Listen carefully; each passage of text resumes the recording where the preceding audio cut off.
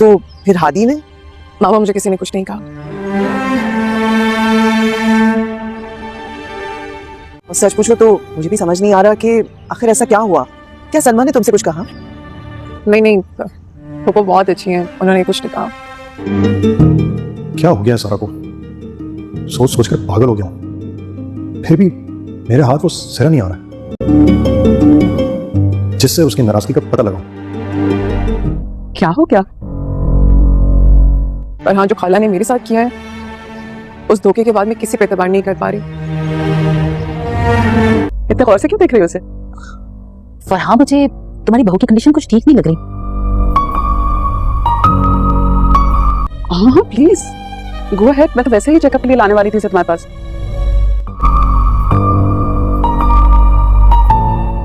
अगर तुम कहो तो मैं इसका चेकअप कर लूं।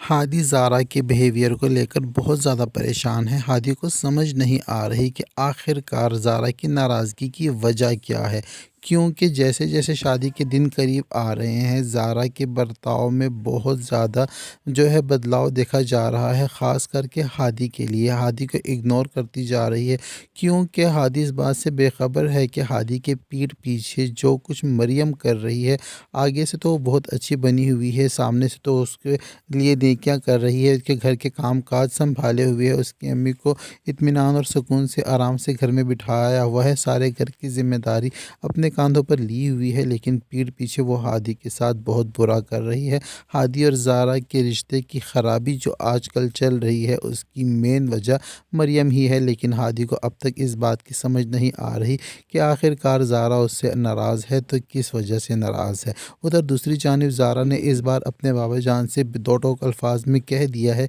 कि अगर आप फूफो जान को खाने के लिए बुला रहे हैं तो 100 दफ़ा बुलाएं, लेकिन मैं आपसे इतना कहना चाहती हूँ कि कम से कम शादी की बात आप उनसे ना करें। मैं फ़िलहाल ये शादी नहीं करना चाहती।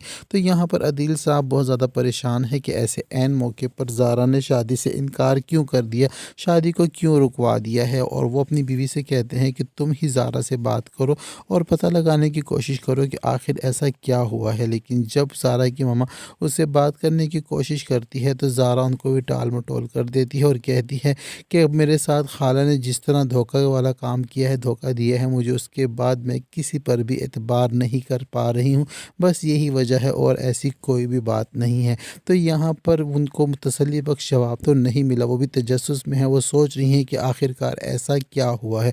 उधर दूसरी जानिब जो महरू है वो तो इस बात की खुशियाँ मना रही है कि अब जिस घर में वो रहती है वो उसके नाम पर कर दिया जाएगा, मगर महरू का जो भांडा है वो फूटने वाला है, क्योंकि अब जिस डॉक्टर के पास महरू जाने से कतराती थी, छुपती फिरती थी, अब वही डॉक्टर साहिबा घर पर आकर बैठी हुई हैं और महरू को देखते ही वो समझ गई हैं कि कुछ तो गड़बड़ है। तो महरू की सास से उस महरू का चेकअप करने की इजाज़त मांगती है। तो महरू की सास उसे कहती है बिल्कुल जी आप कर लें चेकअप, मैं तो आपके पास लेकर आने वाली थी मगर कुछ मसरूफियात थी जिसकी वजह से मैं आ नहीं पाई। तो यहाँ पर महरू के रंग फंग उड़ जाते हैं और महरू को समझ नहीं आती कि अब वो अपनी जान कैसे बचाए, क्योंकि अगर महरू का पोल खुल गया, उसका भांडा फूट गया तो जो घर उसके नाम होने वाला है वो भी रुक जाएगा। और उसके अलावा जो उसका रिश्ता ज़हन से चल रहा है और जो ऐश और इशरत की ज़िंदगी गुजार रही है, जो अयाशियाँ कर रही है उनकी दौलत पर,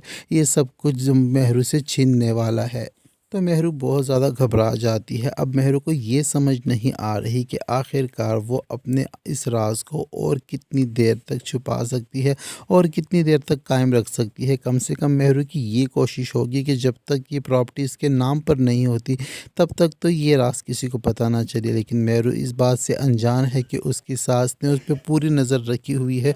और जैसा कि मैंने पिछली वीडियो में आपसे कहा था कि महरू की सास ने तो घर के पर जो कागजात हैं वो भी इस दफ़ा फेक बनवाए हैं और महरू का धोखा देने के लिए, क्योंकि अब तक महरू ही धोखा देती आई है इन लोगों को। लेकिन इस बार जो फरा बेगम है उन्होंने भी अक्लमंदी और होशियारी से काम लिया है और वो जान चुकी हैं महरू की साजिश को, महरू के जो कुछ भी उसके सलमान के साथ चक्कर चल रहा है। इस बार तो सलमान और महरू को उसके बेडरूम में नसरीन भी देख लेती है और नसरीन घबरा जाती है और इन दोनों को इकट्ठा देख कर तो यहाँ पर जाते जाते सलमान जो है नसरीन को रिश्वत के طور پر 5,000 روپے دے کر جاتا ہے اور کہتا ہے کہ تم بھول جاؤ کہ تم نے کچھ بھی دیکھا ہے۔ تو یہاں پر نسرین جب پیسے لینے سے انکار کر دیتی ہے تو سلمان اسے کہتا ہے کہ نہیں یہ کوئی زیادہ نہیں ہے، بس اپنے بچوں کے لیے کچھ لے جانا۔